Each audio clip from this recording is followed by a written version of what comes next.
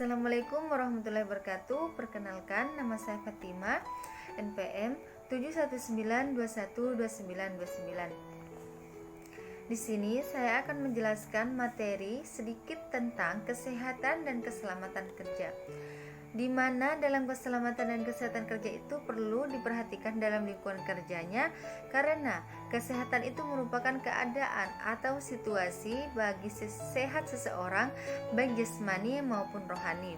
Sedangkan keselamatan kerja itu suatu keadaan di mana para pekerja terjamin keselamatannya pada saat bekerja, baik itu menggunakan mesin, pesawat, alat kerja, proses pengolahan juga tempat kerja dan lingkungannya juga terjamin aman.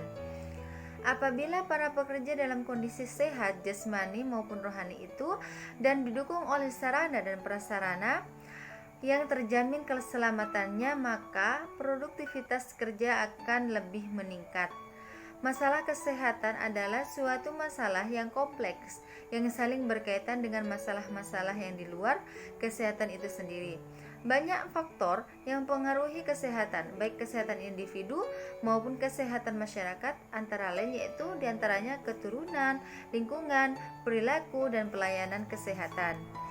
Di sini juga ada beberapa pendapat para ahli tentang keselamatan dan kesehatan kerja, di mana pengertian keselamatan dan kesehatan kerja itu menurut filosofi ketiga atau keselamatan dan kesehatan kerja itu merupakan suatu pemikiran untuk menjamin keutuhan atau kesehatan bagi jasmani maupun rohani para tenaga kerja dan semua orang atau warga di setiap negara, khususnya Indonesia. Sedangkan menurut ilmuwan, ketiga ini juga merupakan semua yang ada pada ilmu dan penerapannya untuk mencegah terjadinya suatu kejadian seperti kecelakaan, penyakit yang terjadi akibat kejadian di tempat kerja, kebakaran, pencemaran lingkungan, dan lain sebagainya yang menyangkut kejadian di tempat kerja tersebut. Sedangkan menurut Mondi pada tahun 2008, yaitu keselamatan kerja adalah perlindungan karyawan dari luka-luka yang disebabkan oleh kecelakaan yang terkait dengan pekerjaan.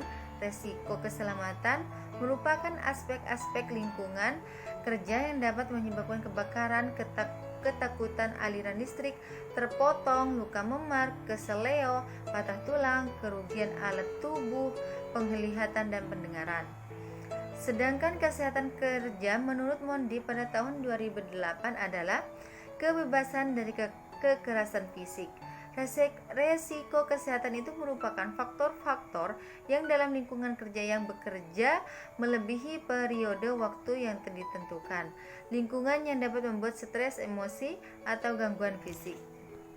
Di sini juga disebutkan dalam dasar pemberlakuan kesehatan dan keselamatan kerja di Indonesia itu, menurut pemerintah memberikan jaminan kepada karyawan dengan menyusun Undang-Undang tentang Kecelakaan tahun 1947 nomor 33 yang dinyatakan berlaku pada tanggal 6 Januari 1951.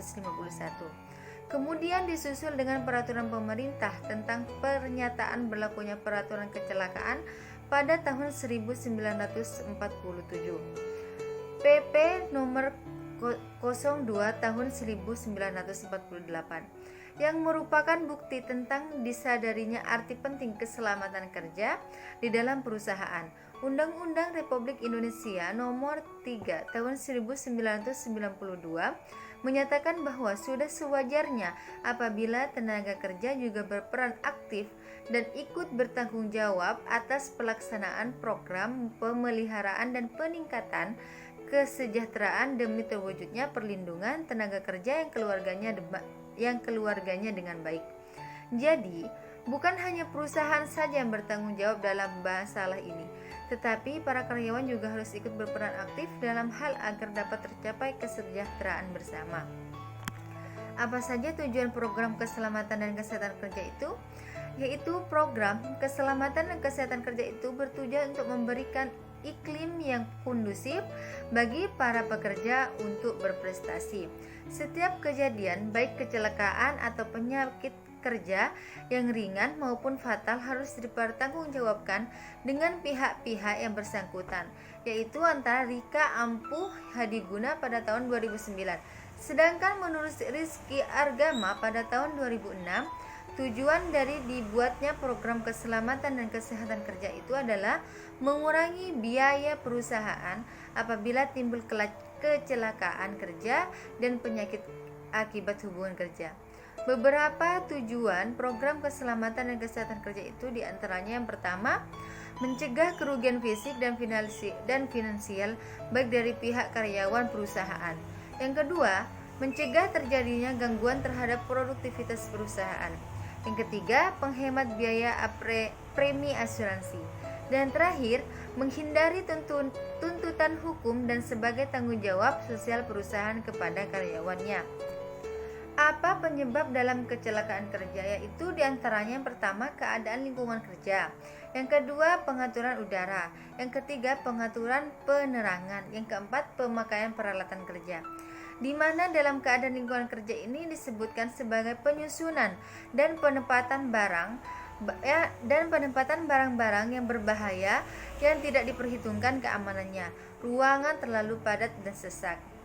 Yang kedua, pengaturan udara, yaitu ruangan kerja dan yang berdebu, kotor dan bau.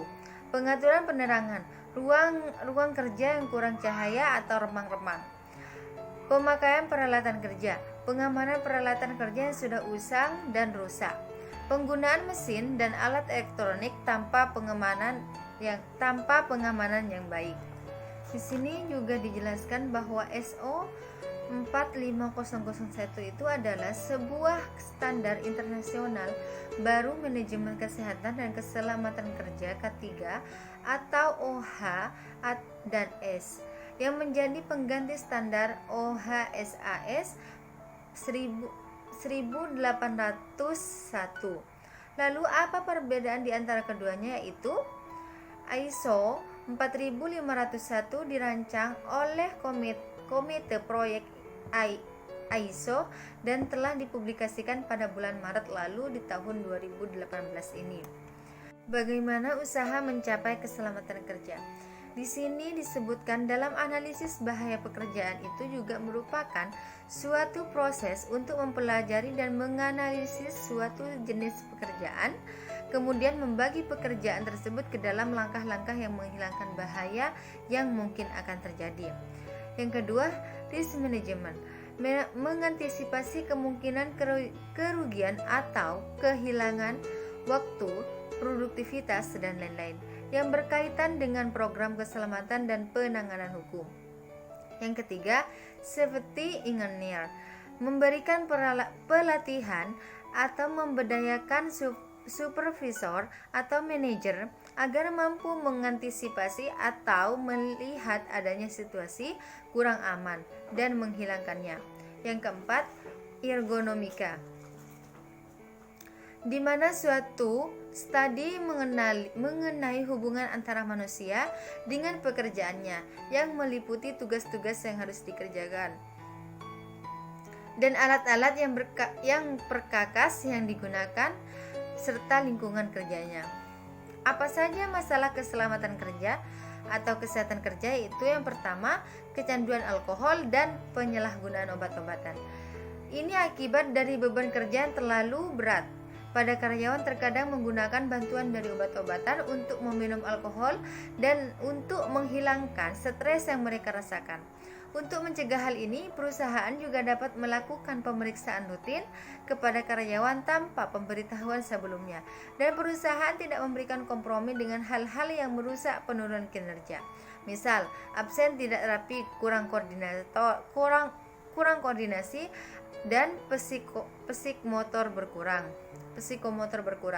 Yang kedua, stres, di mana stres itu juga diartikan sebagai suatu reaksi ganjil dari tubuh terhadap tekanan yang diberikan kepada tubuh tersebut. Banyak sekali yang menjadi penyebab stres, namun beberapa di antaranya yaitu yang pertama, faktor organisasional seperti budaya perusahaan, pekerjaan itu sendiri, dan kondisi kerja. Yang kedua, faktor organisasional itu seperti masalah keluarga dan masalah finansial. Dan yang ketiga, burnout. Burnout ini adalah kondisi terperas habis dan kehilangan energi psikis maupun fisik. Biasanya hal itu disebabkan oleh situasi kerja yang mendukung atau tidak sesuai dengan kebutuhan dan harapan. Burnout ini juga mengakibatkan kelelahan emosional dan penurunan motivasi kerja.